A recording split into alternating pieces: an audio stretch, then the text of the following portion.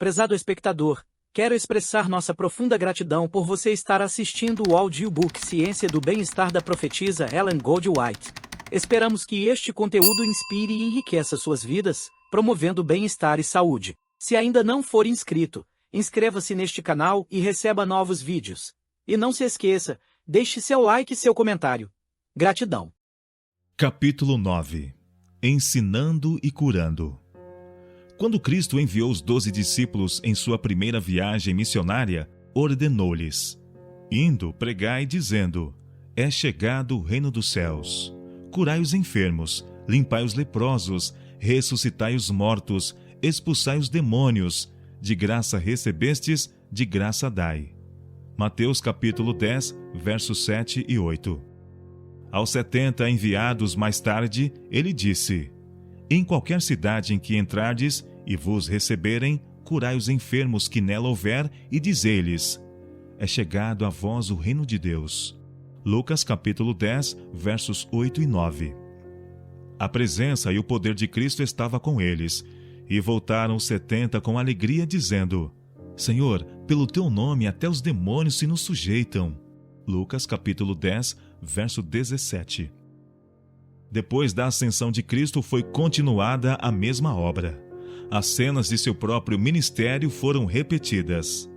Das cidades circunvizinhas vinha uma multidão a Jerusalém, conduzindo enfermos e atormentados de espíritos imundos, os quais todos eram curados. Atos capítulo 5, verso 16. E os discípulos, tendo partido, pregaram por todas as partes, cooperando com eles o Senhor. Marcos capítulo 16, verso 20. Descendo Filipe à cidade de Samaria, lhes pregava a Cristo. E as multidões unanimemente prestavam atenção ao que Filipe dizia, pois que os espíritos imundos saíam de muitos que os tinham. E muitos paralíticos e coxos eram curados, e havia grande alegria naquela cidade. Atos capítulo 8, versos 5 a 8. Lucas, o autor do evangelho que tem seu nome, era médico missionário. Ele é, nas Escrituras, chamado o médico amado. Colossenses capítulo 4, verso 14. O apóstolo Paulo ouviu falar de sua habilidade como médico e procurou-o como alguém a quem o Senhor havia confiado uma obra especial. Obteve sua cooperação e por algum tempo Lucas o acompanhou em suas viagens de um lugar para outro. Depois de certo tempo, Paulo deixou Lucas em Filipos, na Macedônia. Ali continuou ele a trabalhar por vários anos, tanto como médico como na qualidade de ensinador do Evangelho. Em sua obra médica, ministrava aos enfermos e orava então para que o poder restaurador de Deus repousasse sobre os aflitos. Assim era o caminho aberto para a mensagem evangélica. O êxito de Lucas como médico conseguiu-lhe muitas oportunidades para pregar a Cristo entre os gentios. É o plano divino que trabalhemos como os discípulos fizeram. A cura física está ligada à incumbência evangélica. Na obra do Evangelho, o ensino e a cura nunca se devem separar. Era a tarefa dos discípulos disseminar o conhecimento do Evangelho. Foi-lhes confiada a obra da proclamação a todo o mundo das boas novas que Cristo trouxe aos homens. Essa obra eles a realizaram pelo povo de seu tempo. A toda a nação debaixo do céu foi levado o Evangelho numa única geração. O dar o Evangelho ao mundo é a obra que Deus confiou aos que professam seu nome. Para o pecado e a miséria do mundo, é o Evangelho o único antídoto. Tornar conhecida a toda a humanidade a mensagem da graça de Deus, eis a primeira obra dos que lhe conhecem o poder restaurador. Quando Cristo enviou os discípulos com a mensagem evangélica, a fé em Deus e sua palavra havia quase desaparecido da terra.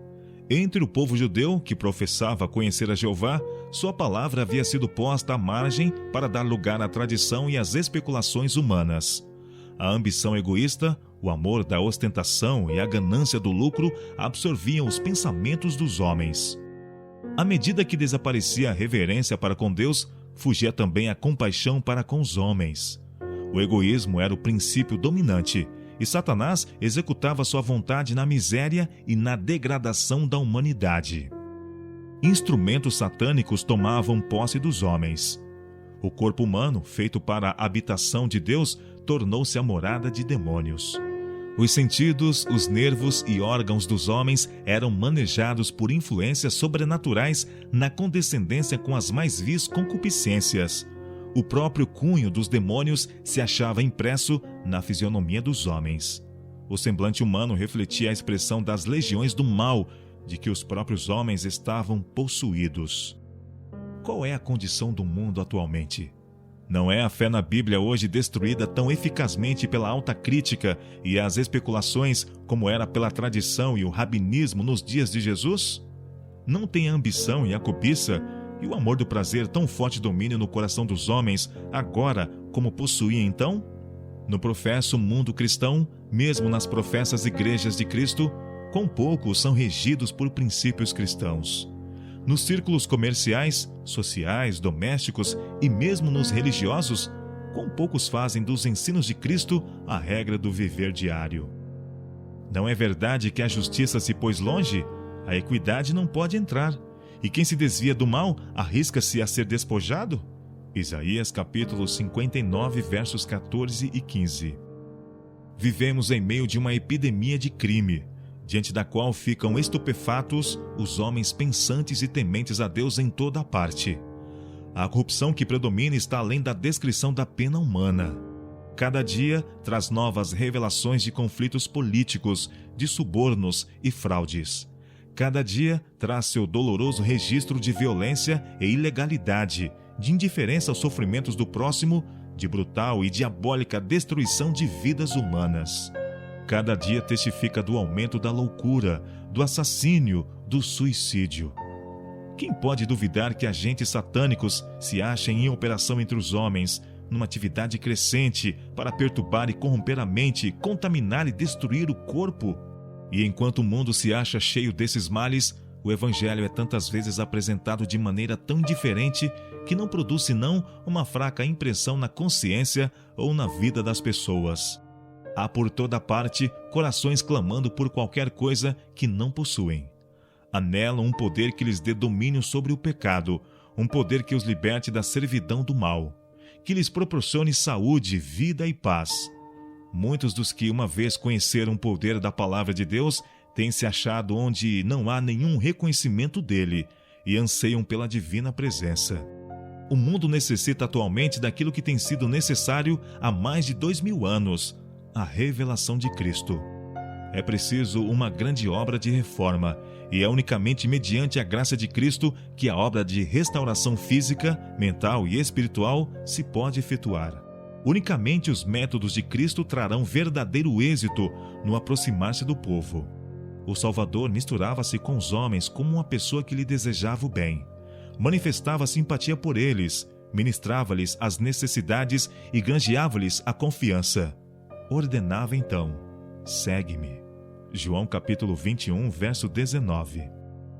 É necessário pôr-se em íntimo contato com o povo mediante esforço pessoal. Se empregasse menos tempo a pregar sermões e mais fosse dedicado ao serviço pessoal, maiores seriam os resultados que se veriam. Os pobres devem ser socorridos, cuidados os doentes, os aflitos e os que sofrem perdas confortados, instruídos os ignorantes e os inexperientes aconselhados. Cumpre-nos chorar com os que choram e alegrar-nos com os que se alegram. Aliado ao poder de persuasão, ao poder da oração e ao poder do amor de Deus, esta obra jamais ficará sem frutos. Devemos lembrar sempre que o objetivo da obra médico-missionária é encaminhar homens e mulheres enfermos de pecado ao homem do Calvário, que tira os pecados do mundo. Contemplando, serão eles transformados à sua imagem. Temos de animar os doentes e sofredores a olharem a Jesus e viver. Mantenha os obreiros a Cristo, o grande médico, constantemente diante daqueles a quem a doença física e espiritual levou ao desânimo. Encaminhai-os àquele que é capaz de curar tanto a doença do corpo como a da alma. Falai-lhes daquele que se comove diante de suas enfermidades. Animai-os a se colocarem sob o cuidado daquele que deu sua vida, a fim de tornar possível que eles tenham a vida eterna. Falai de seu amor, falai de seu poder para salvar. Eis o elevado dever e o precioso privilégio do médico missionário.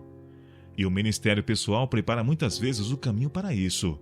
Deus utiliza nossos esforços para alcançar os corações e aliviar o sofrimento físico. A obra médico-missionária é a pioneira do Evangelho. No ministério da palavra e na obra médico-missionária deve o Evangelho ser pregado e praticado. Há em quase todas as localidades grande número de pessoas que não escutam a pregação da palavra de Deus nem assistem aos cultos. Se elas tiverem de ser alcançadas pelo Evangelho, esse lhes há de ser levado em casa. Muitas vezes o socorro às suas necessidades físicas é o único caminho pelo qual essas pessoas podem ser abordadas. Enfermeiras missionárias que tratam dos doentes e mitigam a aflição dos pobres encontrarão muitas oportunidades de orar com eles, ler-lhes a palavra de Deus e falar do Salvador. Elas podem orar com os impotentes, destituídos de força de vontade para reger os apetites que a paixão tem degradado. Podem levar um raio de esperança à vida dos vencidos e desanimados. Seu abnegado amor, manifestado em atos de desinteressada bondade, tornará mais fácil a esses sofredores crerem no amor de Cristo. Muitos não têm nenhuma fé em Deus e perderam a confiança no homem, mas apreciam os atos de simpatia e prestatividade.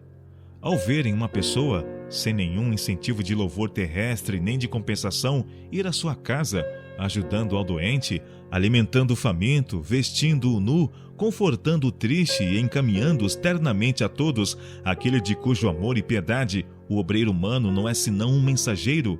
Ao verem isso, seu coração é tocado. Brota a gratidão, ateia-se a fé. Veem que Deus cuida deles e ficam preparados para escutar ao ser-lhes aberta a sua palavra. Seja nos campos de além-mar, seja em nosso país, todos os missionários, tanto homens como mulheres, conquistarão muito mais rapidamente acesso ao povo e sentirão que sua utilidade aumentará grandemente se forem aptos a ajudar aos doentes. As mulheres que vão como missionárias às terras pagãs poderão assim encontrar oportunidade de ensinar o Evangelho às mulheres dessas terras, quando todas as outras portas de acesso se acharem fechadas. Todos os obreiros evangélicos devem fazer os simples tratamentos que tanto contribuem para aliviar a dor e remover a doença. Os obreiros evangélicos devem ser capazes de dar instruções sobre os princípios do viver saudável. Há doenças por toda parte, e a maioria delas poderia ser prevenida pela atenção dispensada às leis da saúde. O povo precisa ver a influência dos princípios de saúde em seu bem-estar, tanto no que respeita a esta vida como à futura. Necessitam ser despertados quanto à sua responsabilidade para com a habitação humana, adaptada pelo Criador para a sua morada e acerca da qual ele deseja que sejam mordomos fiéis. Precisam ser impressionados no que respeita à verdade contida nas palavras da Santa Escritura.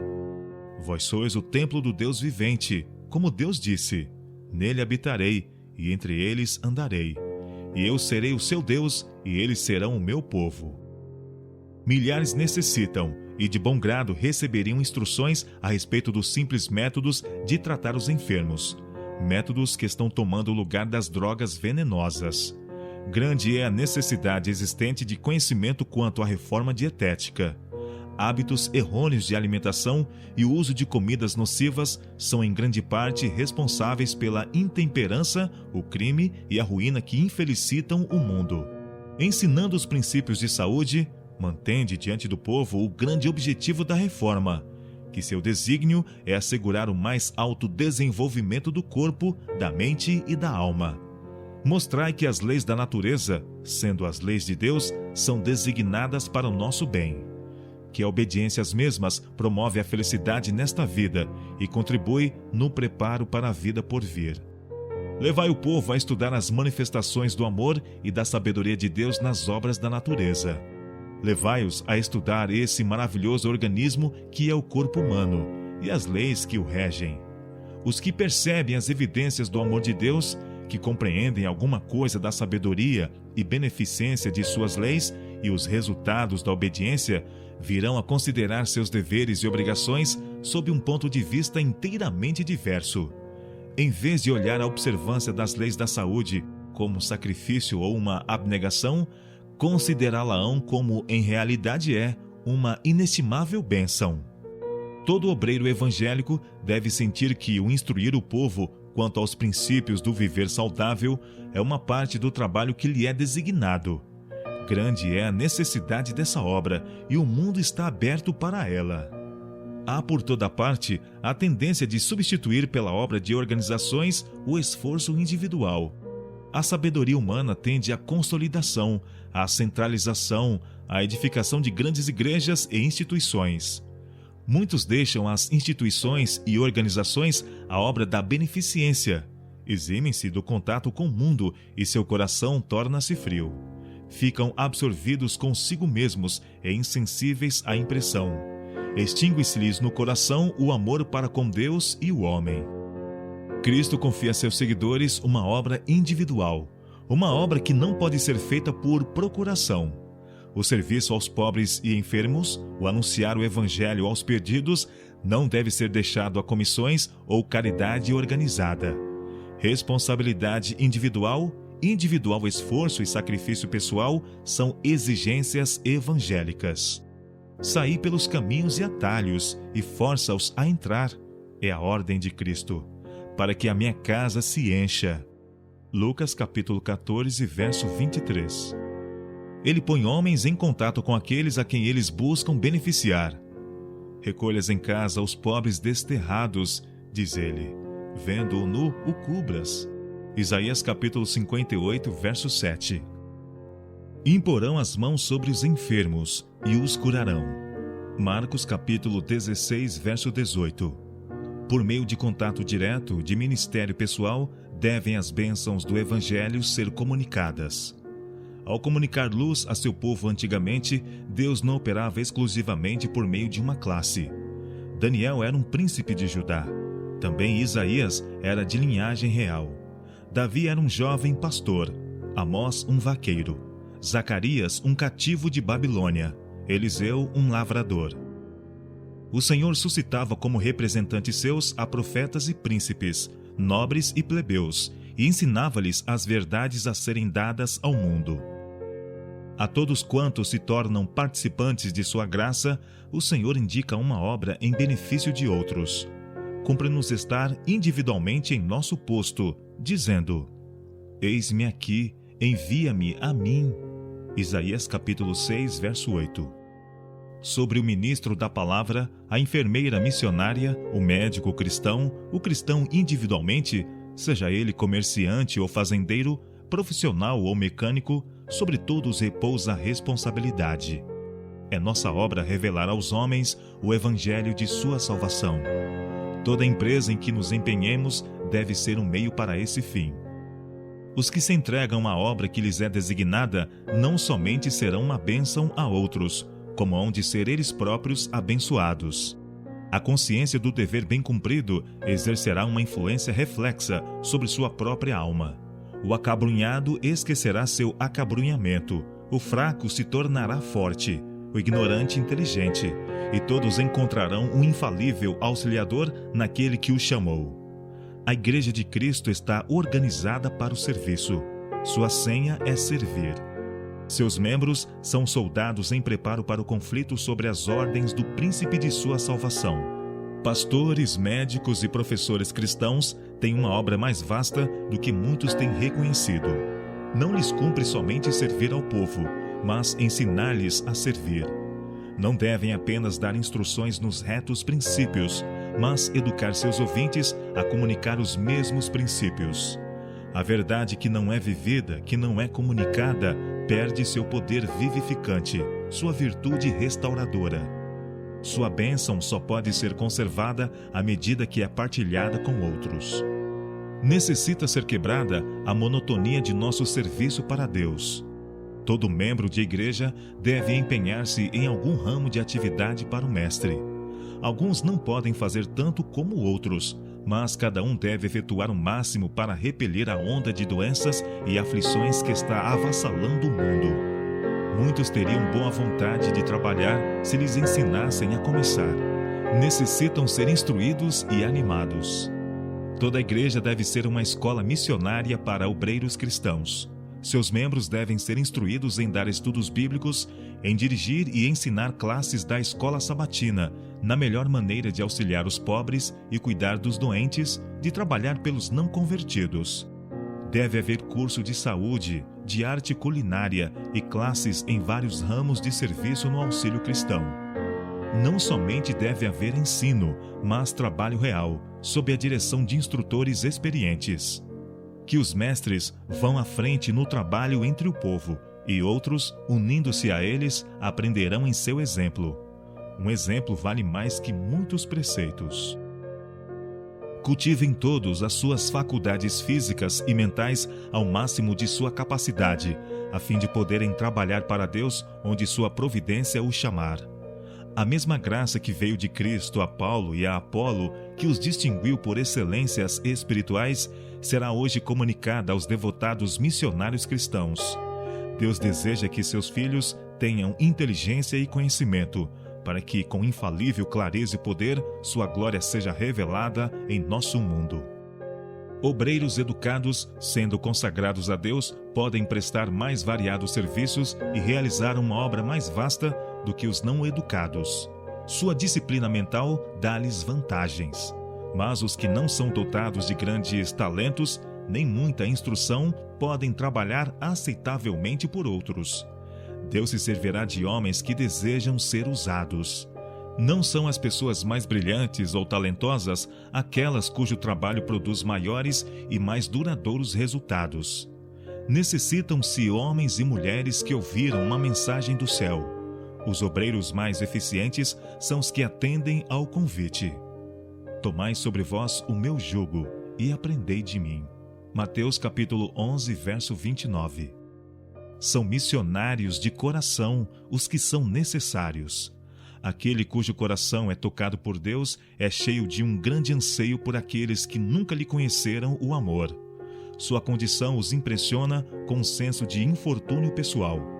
Expondo a própria vida, vai como mensageiro enviado pelo céu e por ele inspirado para efetuar uma obra em que os anjos podem cooperar. Se aqueles a quem Deus confiou grandes talentos intelectuais empregam esses dons para fins egoístas, serão deixados, após um período de prova, a seguir seu próprio caminho. Deus tomará homens que não pareçam tão prodigamente dotados, que não têm grande confiança em si mesmos, e tornará os fracos fortes, porque confiam que Ele fará em seu favor o que eles próprios não podem realizar. Deus aceitará o serviço prestado de todo o coração e suprirá por sua parte as deficiências.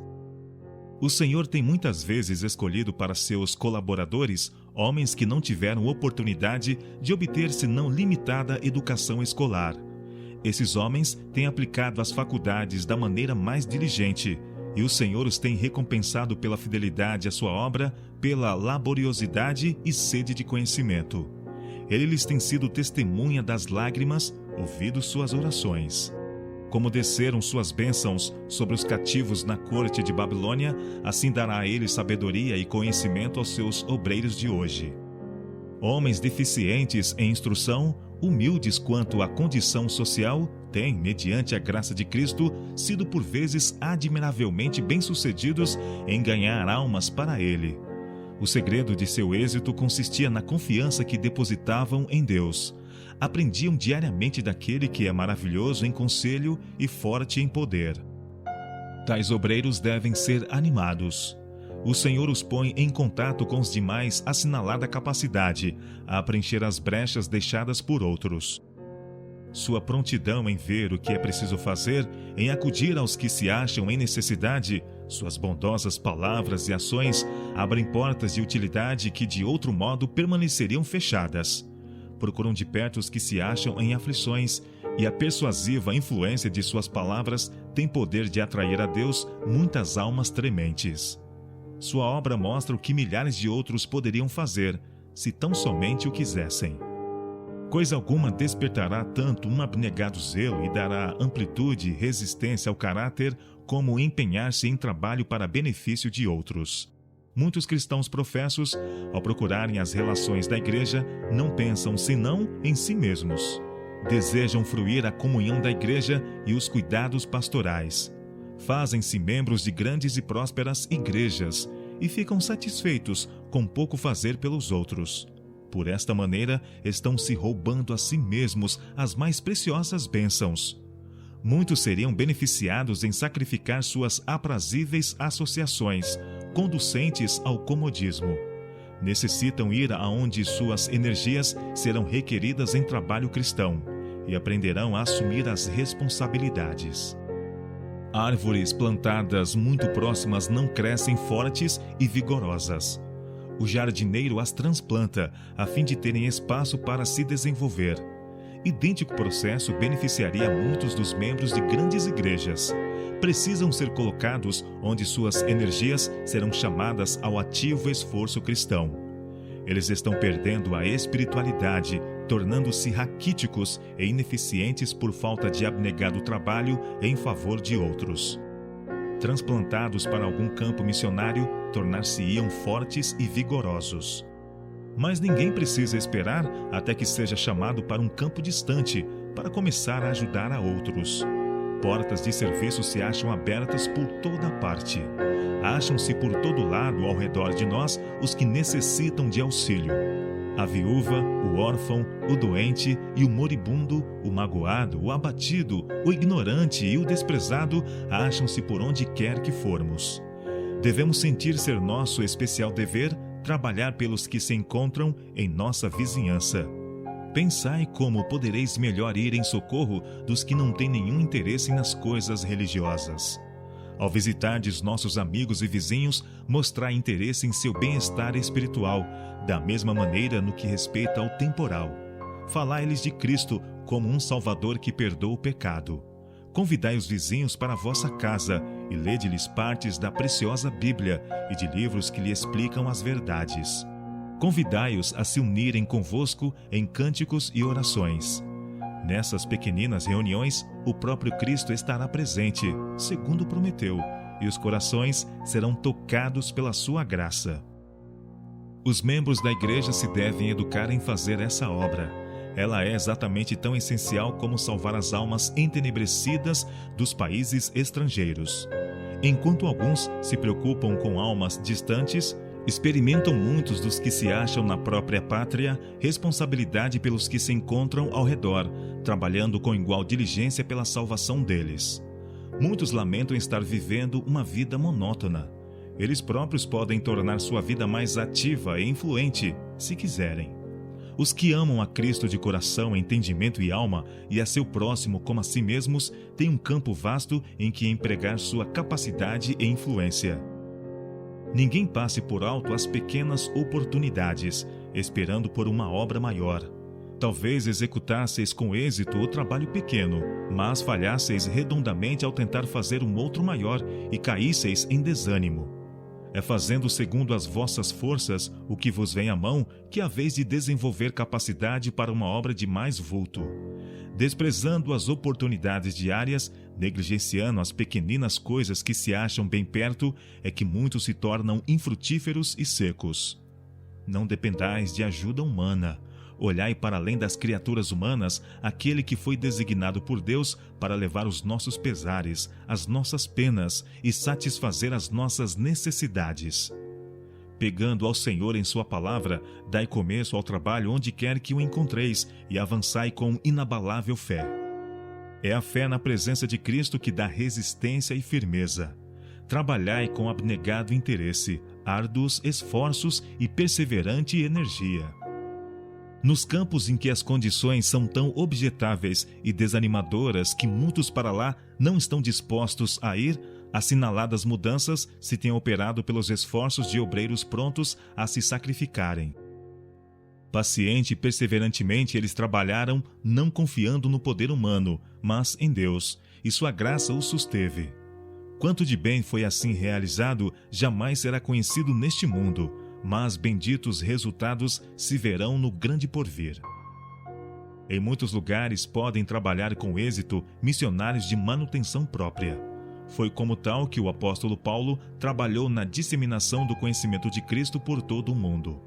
Enquanto ensinava diariamente o Evangelho em grandes cidades da Ásia e da Europa, trabalhava em um ofício para se manter a si mesmo e a seus companheiros. Suas palavras de despedida aos anciãos da igreja de Éfeso, mostrando sua maneira de trabalhar, encerram preciosas lições para todo obreiro evangélico. Vós bem sabeis, disse ele, como em todo esse tempo me portei no meio de vós. Como nada que útil seja, deixei de vos anunciar e ensinar publicamente pelas casas. De ninguém cobicei a prata, nem ouro, nem a veste. Vós mesmos sabeis que, para o que me era necessário, a mim e aos que estão comigo, estas mãos me serviram. Tenho-vos mostrado em tudo que, trabalhando assim, é necessário auxiliar os enfermos e recordar as palavras do Senhor Jesus que disse: mais bem-aventurada coisa é dar do que receber. Atos capítulo 20, versos 18, 20 e 33 a 35. Muitos, hoje em dia, caso se achassem imbuídos do mesmo espírito de sacrifício, poderiam realizar uma boa obra por maneira idêntica. Que 2 ou mais comecem juntos obra evangelística.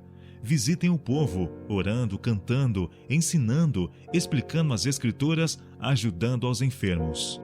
Alguns se podem manter como colportores, outros, como o apóstolo, podem trabalhar em algum ofício ou em outros ramos de trabalho.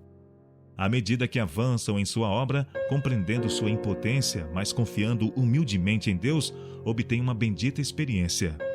O Senhor Jesus vai adiante deles, e entre ricos e pobres encontram eles favor e auxílio. Os que se preparam para a obra médico-missionária em campos distantes devem ser animados a partir sem demora ao lugar em que esperam trabalhar e começar a obra entre o povo, aprendendo a língua enquanto trabalham. Bem depressa estarão aptos a ensinar as simples verdades da palavra de Deus. Necessitam por todo o mundo mensageiros de misericórdia. Há necessidade de famílias cristãs que vão para localidades que se acham em trevas e erro, vão a lugares longínquos e aí tomem conhecimento das necessidades de seus semelhantes e trabalhem pela causa do Mestre. Se essas famílias se estabelecessem nos lugares escuros da terra, lugares em que o povo se acha envolto em sombras espirituais, e deixassem a luz da vida de Cristo irradiar por meio delas, nobre seria a obra que se poderia realizar. Essa obra requer sacrifício. Enquanto muitos estão esperando que sejam removidos todos os obstáculos, fica por fazer a obra que poderiam efetuar, e multidões estão morrendo sem esperança e sem Deus. Alguns, por amor de vantagens comerciais ou para adquirir conhecimentos científicos, se arriscam a penetrar em regiões desabitadas e a resistir de bom grado a sacrifícios e privações. Mas quão poucos estão dispostos, por amor de seus semelhantes, a transportar suas famílias para regiões carecidas do Evangelho. Alcançar o povo onde quer que esteja, e seja qual for sua posição ou estado, e auxiliá-lo por todos os modos possíveis, eis o verdadeiro ministério. Mediante esses esforços, podeis conquistar corações e abrir uma porta para o acesso a almas que estão a perecer. Lembrai-vos em todo o vosso trabalho que vos achais ligados a Cristo, sendo uma parte do grande plano de redenção. O amor de Cristo, numa corrente que cura e vivifica, deve fluir de vossa vida. Ao buscardes atrair outros para o ciclo de seu amor, que a pureza de vossa linguagem, o desinteresse de vosso serviço e o contentamento de vossa conduta seja um testemunho ao poder de sua graça. Oferecei ao mundo uma tão pura e justa representação dele que os homens o contemplem em sua beleza. De pouca utilidade é procurar reformar outros atacando o que podemos considerar mau hábitos.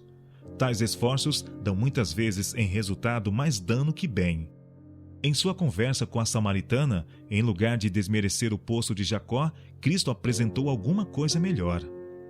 Se tu conheceras o dom de Deus, disse ele, e quem é o que te diz, dá-me de beber, tu lhe pedirias e ele te daria água viva.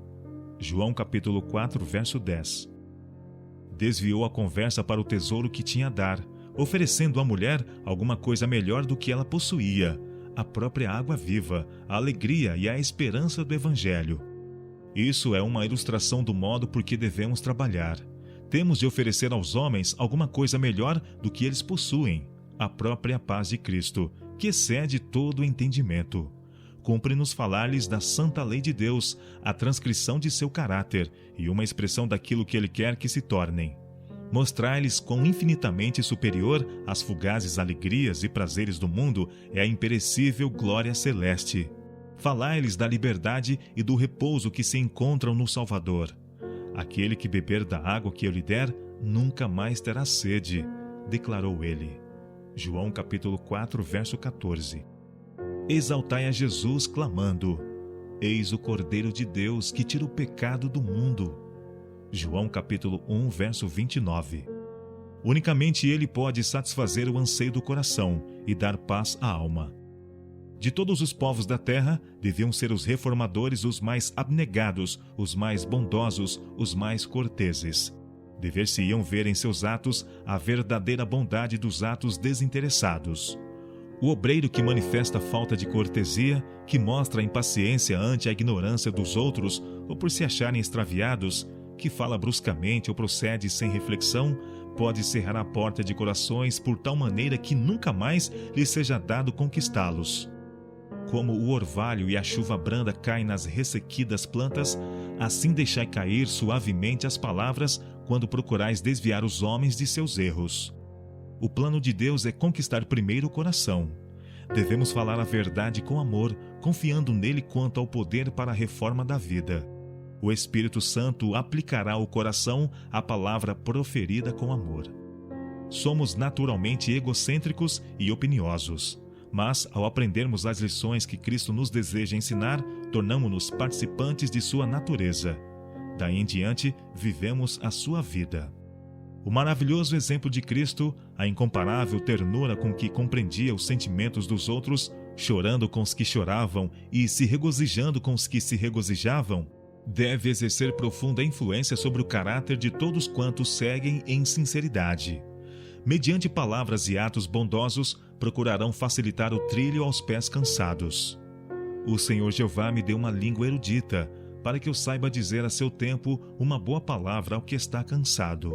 Isaías capítulo 50, verso 4. Todos quantos nos cercam são almas aflitas. Aqui e ali, por toda parte, podemos encontrá-las. Procuremos esses sofredores e demos-lhes uma palavra a seu tempo para lhes confortar o coração. Sejamos sempre condutos por onde fluam as refrigerantes águas da compaixão. Em todas as nossas relações devemos lembrar que há, na vida dos outros, capítulos fechados às vistas mortais. Há na páginas da memória tristes histórias que são cuidadosamente guardadas de olhares curiosos. Aí se encontram registradas longas, renhidas batalhas com circunstâncias difíceis, talvez perturbações da vida doméstica que enfraquecem dia a dia o ânimo, a confiança e a fé. Os que estão pelejando o combate da vida em grande desvantagem de condições podem ser fortalecidos e animados por pequeninas atenções que não custa senão um memorável esforço.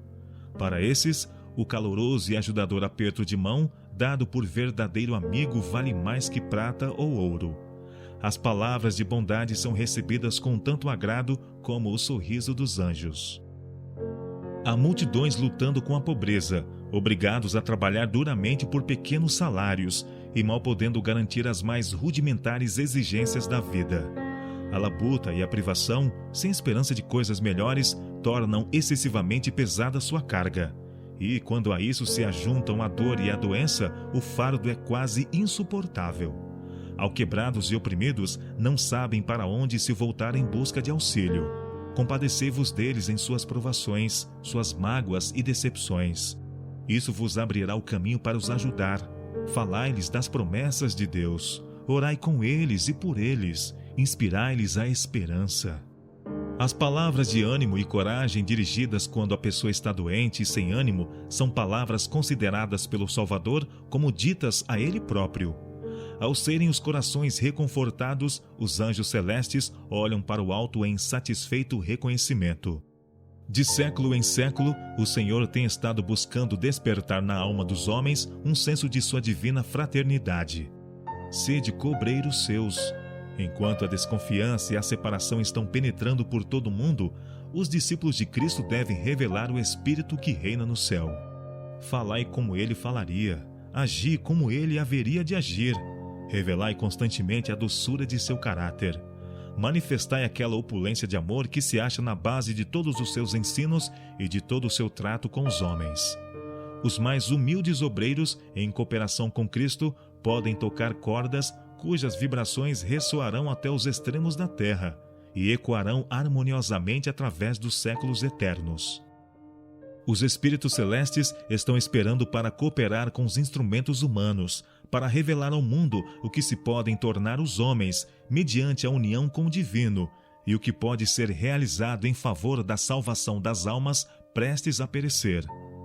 Não pode haver limite à utilidade de uma pessoa que, pondo de parte o eu, oferece margem à operação do Espírito Santo em seu coração e vive uma vida inteiramente consagrada a Deus. Todos quantos consagram corpo, alma e espírito a seu serviço estarão constantemente recebendo nova provisão de poder físico, mental e espiritual. Os inesgotáveis abastecimentos celestes se acham à sua disposição. Cristo lhes dá o alento de seu próprio espírito, a vida de sua vida. O Espírito Santo desenvolve suas mais altas energias para operar na mente e no coração. Mediante a graça a nós dada, podemos conseguir vitórias que, devido a nossas opiniões errôneas e preconcebidas, nossos defeitos de caráter, nossa pouca fé, têm-se-nos afigurado impossíveis. A todos quantos se oferecem ao Senhor para o serviço, sem nada reter, é dado poder para alcançar resultados sem limites. Por esses fará Deus grandes coisas. Ele operará no espírito dos homens de modo que, mesmo neste mundo, ver-se-á em sua vida um cumprimento da promessa do futuro estado. O deserto e a terra se alegrarão, o ermo exultará e florescerá como o narciso. Florescerá abundantemente, jubilará de alegria e exultará. Deu-se-lhes a glória do Líbano, o esplendor do Carmelo e de Saron. Eles verão a glória do Senhor, o esplendor do nosso Deus. Fortalecei as mãos frouxas e firmai os joelhos vacilantes. Dizei aos desalentados de coração: sede fortes, não temais, eis o vosso Deus. Então se abrirão os olhos dos cegos e se desimpedirão os ouvidos dos surdos. Os coxos saltarão como cervos. E a língua dos mudos cantará, pois águas arrebentarão no deserto e ribeiro no ermo. A areia esbraseada se transformará em lagos, e a terra sedenta em mananciais de águas. E ali haverá bom caminho, caminho que se chamará o caminho santo. O imundo não passará por ele, pois será somente para o seu povo. Quem quer que por ele caminhe não errará, nem mesmo o louco. Ali não haverá leão, animal feroz não passará por ele, nem se achará nele. Mas os remidos andarão por ele, os resgatados do Senhor voltarão e virão a Sião com cânticos de júbilo. A alegria eterna coroará a sua cabeça. Gozo e alegria alcançarão, e deles fugirá a tristeza e o gemido. Isaías capítulo 35,